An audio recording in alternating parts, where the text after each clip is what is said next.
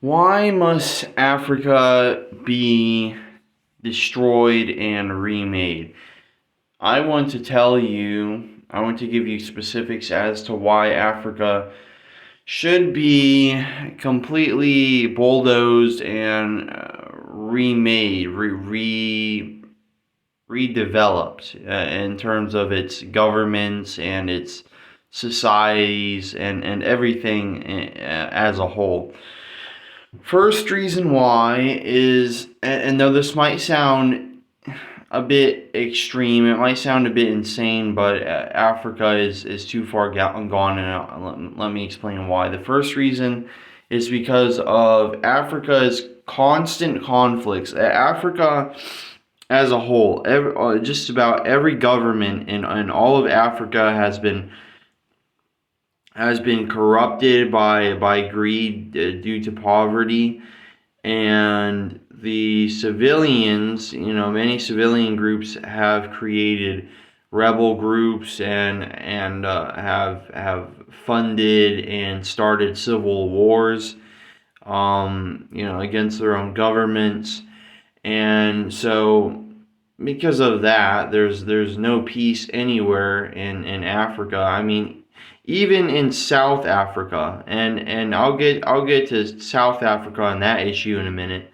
But every time I look up Africa and I look at the news, or I just look at conflicts in Africa, there's always some new rebel group, some paramilitary group, some sort of cult, religious cult, or some sort of murder cult. There's always some sort of group that rises up against this government because they claim that the United Nations or the government is being abusive and they're too corrupt. And then these rebel groups go around, they start mutilating and decapitating people with machetes, and they start mass shooting random men, women, and children because they're like, oh, they sided with the government. Oh, we have to kill all of them. So that's the first issue. The conflicts are immense, and no side is good. Not the governments in Africa, and the rebel groups are certainly far worse. They're a lot less better from statistics and from what I've seen from these rebel groups. They're much worse than the governments. Just because of their brutality, the way they treat soldiers and civilians is just disgusting. And then the second issue, and this is a almost bigger issue, is South Africa. We've seen this experiment conducted. I studied it extensively, and it's basically an experiment. The Europeans came to South Africa a long time ago, mainly around the times of the slave trade, I guess, from what I heard, around the Gold Coast or something like that. I think that's in Africa, if I'm correct. I don't know, but the Europeans came to Africa, and a lot of them, for whatever reason, came to the south and sort of built up their cities there. And if you look at South Africa, almost all of the wealth in all of Africa exists within South Africa and Egypt, if I'm correct. Those two places. Nigeria has a bit of wealth, I think, but that's kind of a conflicted area, if I'm correct. But South Africa has some of the lowest crime rates in the country, and it has the wealthiest people. And the wealth apparently comes from the Europeans, and in particular the parts where they don't allow certain minorities in, which it's not a how do I put it? I'm really not trying to sound racist, but I mean I'm just talking about straight statistics here. Apparently your very European groups, the white groups in South Africa, have just about all the wealth and are in control of the South African government. There are actually the South African leader, the president, is black, but a lot of the wealth is coming from these Europeans, and the safest area in Africa is kind of South Africa, but it's falling apart. Their power grid and the financial structure, whatever, it's all falling apart in South Africa, apparently, except in certain regions where certain ethnicities aren't allowed in, which is interesting. I don't know why, but yeah, so South Africa is sort of like an experimental area, and that's falling apart. Because I've seen all these videos and read all these articles about these different famous African leaders rising up and saying, kill the white men, rape the white women, and I've heard this quite a few times coming from different places, particularly around South Africa. Apparently, they have something against the quote quote colonizers, the quote quote Europeans, which is fascinating. But besides that, also Africa has a bunch of resources, and they're just sitting there, not being mined and utilized. The Africa, South Africa, or sorry, not South, but the middle, like where the equator is, sort of like mid Africa, I guess, has a ton of resources. Africa has huge amounts of gold and oil and rhodium and all sorts of other precious materials. Africa has, I think, the most gold in the world, even more than China technically. Um, Africa has a lot of resources, but very little of it's being mined. I mean, there's a lot of mines there, but very little of it's being mined because of all the conflicts, because it's such a conflicted area. Some people are worried about human rights abuses and slavery, being utilized to mine. And then there's the, rebel groups going around just, murdering everyone. And so there's that issue. And then there's another issue on top of that. That's right, I'm still not done. There's even more there. There's actually about, I don't know, like 4 or 5 other major issues. I'll just talk about the major three. I think the major three issues.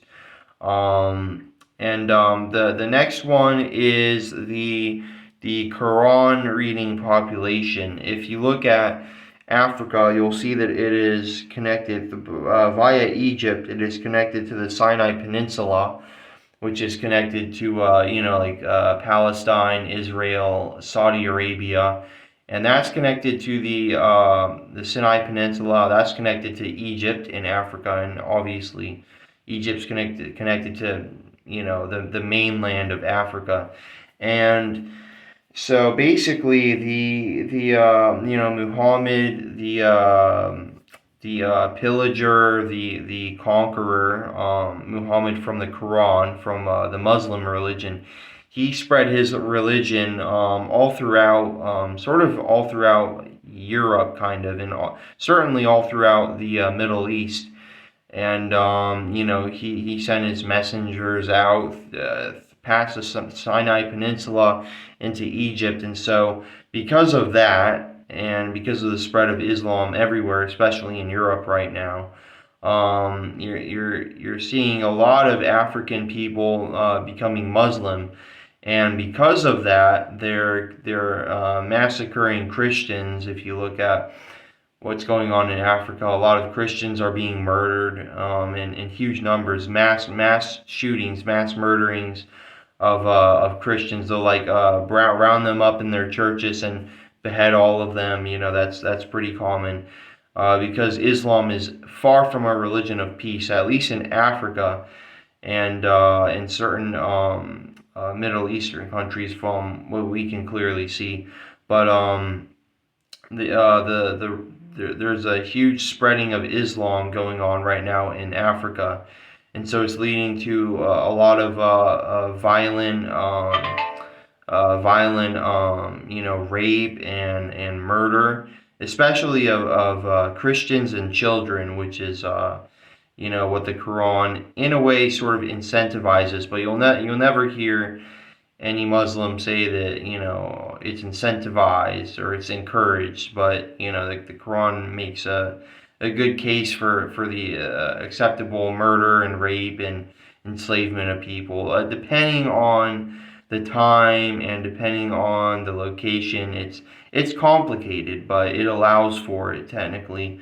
Against non-believers and apostates and all that, especially against apostates. So a lot of children are being raised in Africa, basically born into Islam, forced into it at birth, and for those that want to leave, especially a lot of women, they'll be raped and murdered if they try to leave it, because that's how Islam treats its apostates, unfortunately.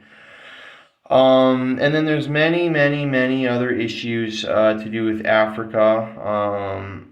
But unfortunately, I want to keep the video under 10 minutes, and the video is going to be too long if I discuss more. But there was a man named, no, I'll leave that for another video. I'll end it here. Anyway, like, comment, subscribe, check out my other videos, and tell me what you think about Africa and the conflicts going on there. Tell me if you think Africa needs to be remade, bulldozed and remade, sort of like the beginning of South Africa, because South Africa was doing very well. And I'm not talking about colonizing it with Europeans. Africa can be ruled by only Africans, natural born, black Africans. Sure, it's the social structures and the religions and the cults that are the problem. The distrust over there, and the constant eye for an eye violence. It's just so constant and so extreme that it has to be, like, wiped off the map. All the governments, all the systems in Africa. Because every time I hear about some sort of issue in Africa from like a foreigner, it's always foreigner gets arrested, foreigner gets threatened, foreigner gets killed, because the government thinks the person is a spy, or civilians think that the person is, I don't know, this or that. I don't know. There's always something going on, but every time a civilian goes there, they get arrested, because the government thinks that they're trying to destabilize their government. It's wacky, but it's a chaotic place, and it has to change. And it's not going to get better on its own. It never has. It's stayed the same for the thousands and tens of thousands of years that it's existed. It's always stayed the same. And even before colonizers came, there was slavery was huge in Africa. It was huge there before colonizers even came. So I don't know what other people are claiming when they talk bad about, Europeans, colonizers, Spanish, whatever. I don't get where they're going with that. Because if anything, the Europeans made South Africa very wealthy, very peaceful, and in a way, the Europeans pretty much indirectly, in a way, through time, stopped the slavery from occurring there. So I don't know what these people have against the colonizers. I guess they're uneducated. I'm not sure, but anyway. Like I said before, like, comment, subscribe, and I'll see you in the next one.